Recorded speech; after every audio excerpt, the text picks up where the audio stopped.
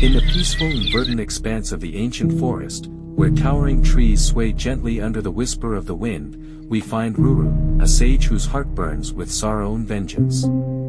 His beloved wife had been struck by a venomous serpent, and in the aftermath of that tragedy, Ruru had vowed to eliminate every serpent that crossed his path. His rage, however, leads him to stand before a creature not of malice but of suffering, a Dundubha, snake-like in appearance yet pleading for mercy. The forest itself seems to hold its breath, as if aware that the very essence of dharma is at stake in this moment. Ruru raises his staff, ready to strike down the trembling creature. His voice, quivering with the weight of grief and fury, echoes through the clearing. "You do not know the depths of the pain you've caused. My wife, the light of my life, was bitten by a serpent.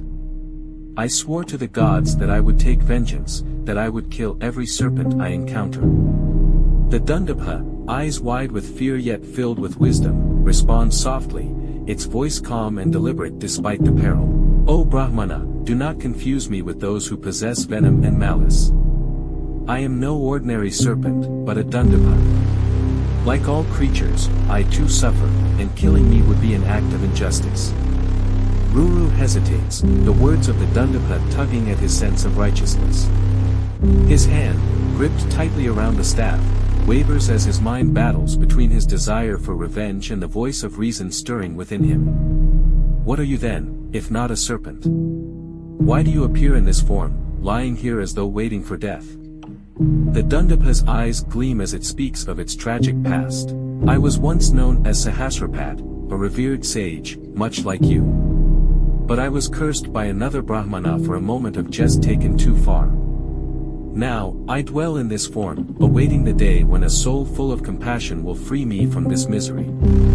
Intrigued, Ruru lowers his staff further. A sense of curiosity replaces his anger. "Tell me more. What brought this curse upon you?" The scene shifts to a vivid memory from the Dundubha's past, where Sahasrapat, full of life and joy, shared a close bond with another sage named Kagama. They were inseparable, their days filled with discussions of philosophy and their duties as Brahmanas. But one fateful day, in a moment of light-hearted mischief, Sahasrapat fashioned a snake from blades of grass and frightened Kagama with it. Though meant as a harmless jest, Kagama's response was one of fury. "You mock me with this trick." Kagama had cried out, his face flushed with anger. "As you have chosen to deceive me with the likeness of a serpent, so too shall you become one. May you live as a snake, powerless and without venom, until compassion releases you from this curse." The scene dissolves back into the present, where Ruru stands, absorbing the weight of the Dundubha's words. Compassion stirs in his heart. "You are cursed not by your own wickedness, but by the wrath of another. Perhaps I have been too hasty in my judgment." The Dundubha speaks again, its tone filled with hope. "It is said that when you, Ruru, stand before me, my curse shall be lifted. But remember, it is through your compassion that this curse can be broken. The greatest virtue is not in vengeance, but in mercy." As these words hang in the air, a brilliant light engulfs the Dundubha. The forest seems to brighten, as if the very world acknowledges the profound transformation about to take place. Before Ruru's astonished eyes, the snake-like form of the Dundubha dissolves, and standing in its place is the radiant figure of Sahasrapat, once again in his true form. His face shines with wisdom, his posture serene, embodying the grace of a soul who has transcended suffering. Sahasrapat, now freed from the curse, looks upon Ruru with deep gratitude. "You have shown great mercy today. Remember, Ruru, that the true path of a Brahmana is to protect all life, to inspire faith, to uphold truth, and to live by the sacred wisdom of the Vedas. Violence is the way of the Kshatriya, but a Brahmana's dharma lies in compassion and peace." Ruru, awestruck, stands motionless, absorbing the magnitude of what has just occurred.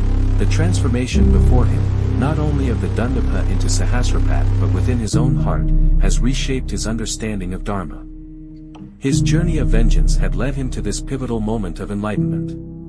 Sahasrapat continues to impart his wisdom, his voice steady and filled with timeless truth.